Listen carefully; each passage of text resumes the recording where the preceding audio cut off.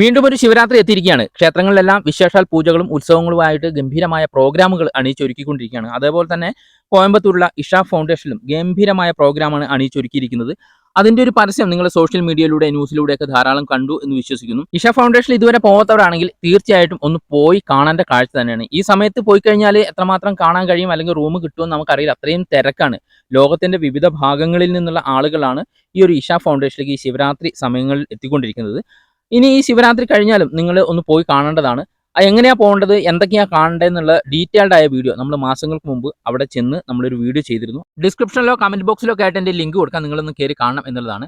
ലോകത്തിലെ ഏറ്റവും വലിയ മുഖമുള്ള പ്രതിമയാണ് ഈ ഇഷ ഫൗണ്ടേഷനിൽ സ്ഥിതി ചെയ്യുന്ന ആദിയോഗീശ്വരന്റെ. ഇതിന്റെ ഏറ്റവും വലിയ പ്രത്യേകത ഇത് ഇരുമ്പിലാണ് നിർമ്മിച്ചിരിക്കുന്നത് എന്നുള്ളതാണ്.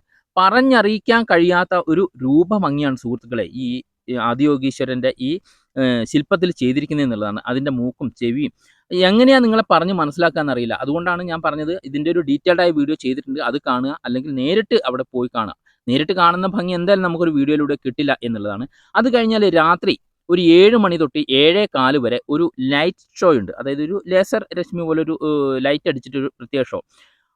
അതിലും ഗംഭീരമാണ് എന്നുള്ളതാണ്. അതാ നിങ്ങൾ കണ്ടുകൊണ്ടിരിക്കുന്നില്ലേ. ശരിക്കും എങ്ങനെയാ അത് പറഞ്ഞ് മനസ്സിലാക്കാന്നറിയില്ല. ഈ കാണുന്ന അർദ്ധനാരീശ്വരനൊക്കെ ജീവൻ തുടിക്കുന്ന ശില്പം എന്നുള്ളത് പോലെയാണ്.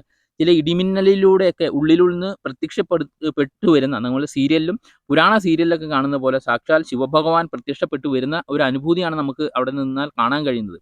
അപ്പോൾ അത് കാണണമെങ്കിൽ നമ്മൾ ഈ പറഞ്ഞ പോലെ തന്നെ ഒരു 7 മണി തൊട്ട് 7:15 വരെയുള്ള സമയമാണ് ഈവനിങ്. അപ്പോൾ നിങ്ങൾ നട്ടുച്ചയ്ക്കൊന്നും അവിടെ പോരുത്. ഭയങ്കര ചൂടാണ്. നമുക്ക് അവിടെ നിന്ന് കാണാനും ആസ്വദിക്കാനും കഴിയില്ല. അപ്പോൾ ഒരു ഈവനിങ്ങോട് കൂടി പോരുക. സൺസെറ്റിന് മുമ്പായിട്ട് അവിടെ എത്തുക. അപ്പോൾ എന്താ വെച്ചാൽ ആ നല്ല പകൽ സമയത്തുള്ള കാഴ്ചകളും അത് കഴിഞ്ഞ് കുറച്ച് നേരം നമ്മൾ അതിലേക്കൊന്ന് കറങ്ങി ആ ഭംഗിയൊക്കെ ഒന്ന് ആസ്വദിച്ച് കഴിയുമ്പോഴത്തേക്കും സൺസെറ്റ് കഴിയുമ്പോഴുള്ള ഈ ഒരു ലേസർ ഷോയും കൂടെ നമുക്ക് കാണാൻ കഴിയും എന്നുള്ളതാണ്. അപ്പോൾ തീർച്ചയായിട്ടും പോകണം. എല്ലാവർക്കും ഒരു ശിവരാത്രി ആശംസകൾ.